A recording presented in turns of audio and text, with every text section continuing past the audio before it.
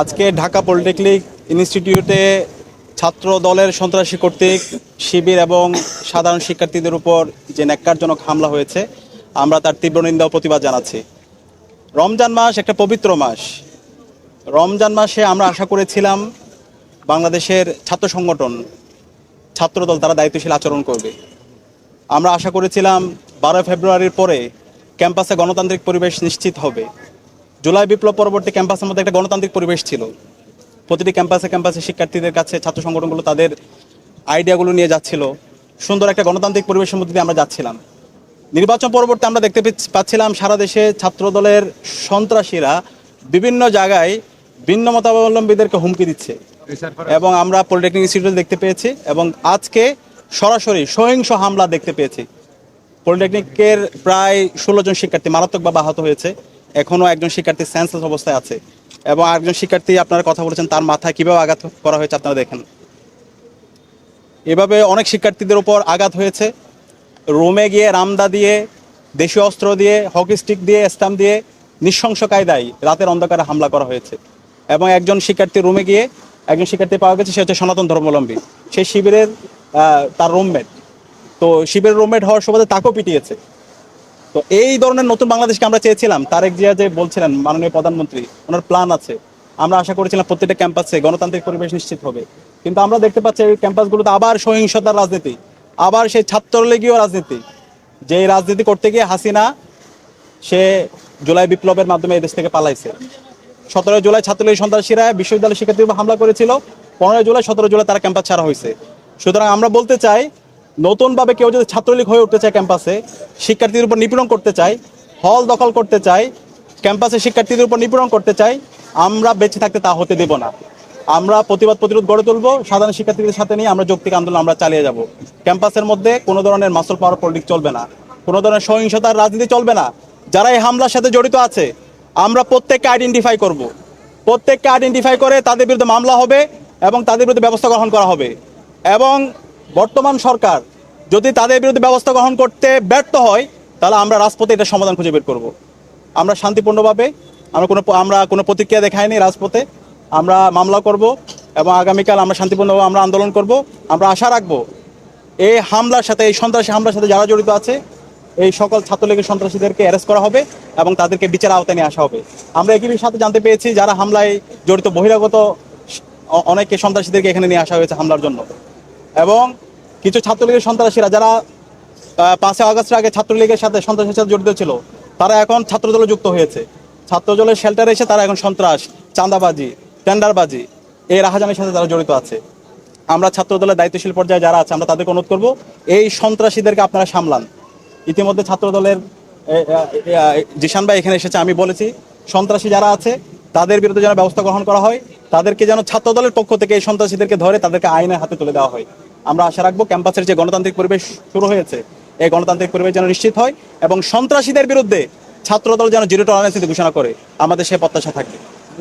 শিবির করার কারণে কি শিবিরের কর্মী বা সমর্থক বা শিবির করার কারণে কি তাদের উপরে এমন হামলা?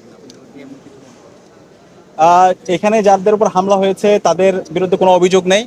ছাত্রলীগের সন্ত্রাসীরা রাতের অন্ধকারে নৃশংসভাবে হামলা করেছে এবং শিবির করার অপরাধে আমরা তো আগে দেখতে পেয়েছি ফেসিবাদী আমলে ছাত্রলীগের সন্ত্রাসীরা আমাদের উপর হামলা করেছে, আমাদের হাজার হাজার ভাইকে পঙ্গু করেছে, শহীদ করেছে। সুতরাং জুলাই বিপ্লব পরবর্তী শিবির সন্দেহে অথবা শিবির করার অপরাধে কাউকে যদি মামলা এটাকে জায়েজ করা হয়, তাহলে আমরা তীব্র প্রতিবাদ গড়ে তুলব। সুতরাং এই শিবিরের উপর কেউ যদি হামলা এরকম কেউ জাস্টিফাই করে, শিবিরকে কেউ যদি হত্যাযোগ্য করে, তাদের বিরুদ্ধে আমরা আমাদের আন্দোলন সংগ্রাম জারি রাখবো। এই হামলার সাথে যারা জড়িত আছে আমরা ছাত্রদল এবং বর্তমান সরকারকে আহ্বান করব তাদের বিরুদ্ধে যেন ব্যবস্থা গ্রহণ করা হয়, ছাত্রদলের পক্ষ থেকে যেন তাদের বিরুদ্ধে সাংগঠনিক ব্যবস্থা গ্রহণ করা হয়। একই সাথে আমরা পলিটেকনিক ইনস্টিটিউটকে অনুরোধ করব কলেজ কর্তৃপক্ষ তাদের বিরুদ্ধে যেন কলেজের পক্ষ থেকে তাদেরকে বহিষ্কার করা হয়। একই সাথে আইন শৃঙ্খলা বাহিনীকে অনুরোধ করব এবং সরকারকে অনুরোধ করব আমরা তাদের বিরুদ্ধে হামলার সাথে যারা জড়িত আছে তাদের বিরুদ্ধে মামলা করব। একই সাথে সরকারের আইন শৃঙ্খলা বাহিনী তদন্ত করে এই সকল সন্ত্রাসীদের বিরুদ্ধে যেন তারা আইনানুগ ব্যবস্থা গ্রহণ করে। ছাত্রদলের প্রতিনিধিরা এখানে এসেছিলেন, তাদের সাথে কি কথা হয়েছে বা এই বিষয়ে কোনো কথা হয়েছে? ছাত্রদলের যারা এসেছে আমরা তাদেরকে দেখিয়েছি আমাদের যারা আহত হয়েছে, যাদের যেভাবে নৃশংস হামলা হয়েছে আমরা সেটা 15 জুলাই দেখতে পেয়েছি। ছাত্রলীগ সন্ত্রাসীরা ঠিক একই কায়দায় আমাদের ভাই বোনদেরকে মেরে রক্তাক্ত করেছিল এবং সেই রক্তাক্ত পরবর্তী যে সারা দেশে গণবিস্ফোরণ হয়েছিল সেটা আপনারা দেখতে পেয়েছেন। তা আমরা তাদেরকে বলেছি এবং সতর্ক করেছি এই ধরনের সন্ত্রাস যারা কায়েম করছে, ক্যাম্পাসের মধ্যে যারা রক্ত ঝরাচ্ছে, এটা যেন তারা বন্ধ করে, এই সন্ত্রাসীদেরকে যেন তারা সামলায়। এবং আমরা তারা দেখিয়েছে, তারাও সহানুভূতি প্রকাশ করেছে, তাদেরকে দেখেছে এবং তাদের আশ্বস্ত করেছে তাদের বিরুদ্ধে তারা ব্যবস্থা গ্রহণ করবে।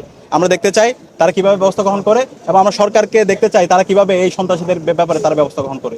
ভাই, একটা প্রশ্ন সেটা হচ্ছে বর্তমান যে বিষয়গুলো আপনি বলেন, প্রতিবাদ এবং তারা এসেছে, তারাও আশ্বাস দিয়েছে এটা বিচার করবে, কিন্তু পরবর্তীতে সময় এরকম হামলা বা মামলা যে কোনো কিছু হোক না কেন, পরবর্তী সময় এটা কোনো আপডেট পাওয়া যায় না। এটার কারণ কি? যে কোনো সংগঠনের ক্ষেত্রে হামলা মামলা হয়, সেটা প্রতিবাদ পর্যন্ত সীমাবদ্ধ থাকে, এটা কারণটা কি? পরবর্তীতে এটা বিচার হয় না কেন? না, আমরা এটা বিশ্বাস করতে চাই না। আমরা আশা করতে চাই যারা সন্ত্রাসী, আমরা সবাই তাদেরকে আইডেন্টিফাই করব এবং তারা হচ্ছে কালপ্রিট, তাদের বিরুদ্ধে ব্যবস্থা গ্রহণ করতে হবে। তাদেরকে বিরুদ্ধে ব্যবস্থা গ্রহণ না হলে আমরা রাজপথে আমরা এদের সমাধান খুঁজে বের করবো। আমরা আশা করব ছাত্র দলের পক্ষ থেকে এই সন্ত্রাসীদের বিরুদ্ধে ব্যবস্থা গ্রহণ করা হবে। একই সাথে দেশের যে আইন আছে সেই আইন অনুযায়ী তাদের বিরুদ্ধে দৃষ্টান্তমূলক বিচার আওতায় নিয়ে আসা হবে। আপনারা এখানে এসে যারা ভিকটিম, তাদের কথা শুনলেই আপনাদের কাছে অভিযোগের সত্যতা প্রমাণ হবে। যে ছাত্রলীগের সন্ত্রাসীরা ন্যাক্কারজনকভাবে রামদা দিয়ে, চাপাতি দিয়ে, হক স্টিক দিয়ে, স্টাম্প দিয়ে আমার ভাইদেরকে পিটিয়ে রক্তাক্ত করেছে, এরপরে যদি তারা আবার এই দায় দিয়ে দেওয়ার রাজনীতি করে, যেটা আমরা আগে দেখতে পেয়েছি, দায় দিয়ে দাও, সেই দায় দিয়ে দেওয়ার রাজনীতি নতুন বাংলাদেশে চলবে না। ইতিমধ্যে সোশ্যাল মিডিয়ার কল্যাণে আপনারা দেখতে পেয়েছেন কিভাবে হামলার সূত্রপাত হয়েছে, কিভাবে নৃশংস কায়দায় আমার ভাইকে হামলা করা হয়েছে। সুতরাং এই দায় দিয়ে দেওয়ার রাজনীতি আমি ছাত্রদলের আমাদের বন্ধুদেরকে আমরা পরিহার করতে অনুরোধ করবো। জি, প্রথমত আসলে আমরা জুলাই বিপ্লবের আগে আমরা ক্যাম্পাসে নির্যাতন এবং নিপীড়ন দেখেছিলাম। আমরা আপনি জানি একটু যে side এ শহীদ যান। আবরার ফাহাদ সহ অসংখ্য ছাত্রকে ক্যাম্পাসে নির্যাতন করা হয়েছিল। ক্যাম্পাসগুলো ছিল টর্চার সেল।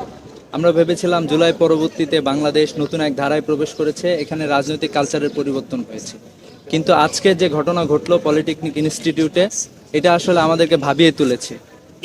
কিছু নিরপরাধ শিক্ষার্থীকে, সাধারণ শিক্ষার্থীও আছে এখানে এবং ইসলামী ছাত্র শিবিরের কিছু কর্মীও আছে যাদের উপরে হামলা করা হয়েছে। এবং আমরা এটাও লক্ষ্য করেছি যে পলিটেকনিক ইনস্টিটিউটের প্রশাসন এখানে নীরব ভূমিকা পালন করেছে এবং তাদের কোনো উদ্যোগ ছিল না যাদের উপর যারা আক্রান্ত হয়েছে তাদেরকে রক্ষা করার জন্য।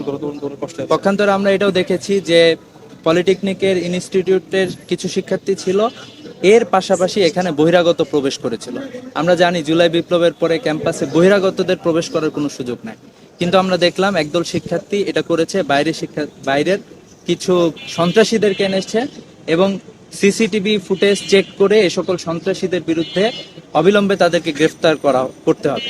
আপনারা অলরেডি দেখেছেন আমাদের ভাইরা নাম বলেছে যে কারা কারা এই সকল হামলার সাথে জড়িত ছিল, তাদেরকে অনতিবিলম্বে গ্রেফতার করতে হবে। এবং আমরা এটাও দেখেছি যে যারা হামলার সাথে জড়িত তারা মূলত একসময় তারা ছাত্রলীগের রাজনীতির সাথে জড়িত ছিল, এখন তারা ক্যাম্পাসে অস্থিতিশীল পরিবেশ সৃষ্টি করতে যাচ্ছে। আমরা জানি যে নতুন বাংলাদেশে আমরা সুন্দর এক বাংলাদেশ চাই, কিন্তু এই বাংলাদেশে কিছু মানুষের এ ধরনের আচরণের মধ্য দিয়ে আমরা লক্ষ্য করছি যে বাংলাদেশকে অস্থিতিশীল করার জন্য কার্যক্রম তারা পরিচালনা করতেছে।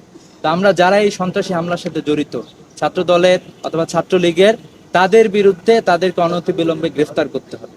আমরা সরকারের কাছে আহ্বান জানাই, প্রশাসনের কাছে আহ্বান জানাই, অনতিবিলম্বে তাদের গ্রেফতার করতে হবে। এবং আমরা ছাত্রদের যে ক্যাম্পাসে অধিকার রয়েছে, ছাত্ররা ক্যাম্পাসে তাদের তাদের সকল কার্যক্রম যথাযথভাবে পরিচালনা করবে। সন্ত্রাসীদের কোনো ঠিকানা এই ক্যাম্পাসগুলোতে হবে না।